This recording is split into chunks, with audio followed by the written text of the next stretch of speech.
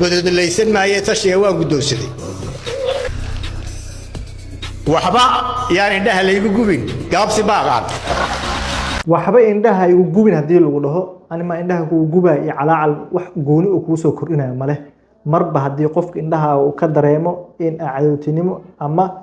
jaceyl labadaba indhaha ay ka aqarsan karaa oo makaaga baahan in afka ay ka sheegtid af Soomaaligeennana hodan uu yahay marka la dhahayo waxyaabaha aad u la yaab waxay tahay in baarista ugu dambeeya marka indhaha laga hadlaayo iyo fariimaha indhaha ay gudbiyaan in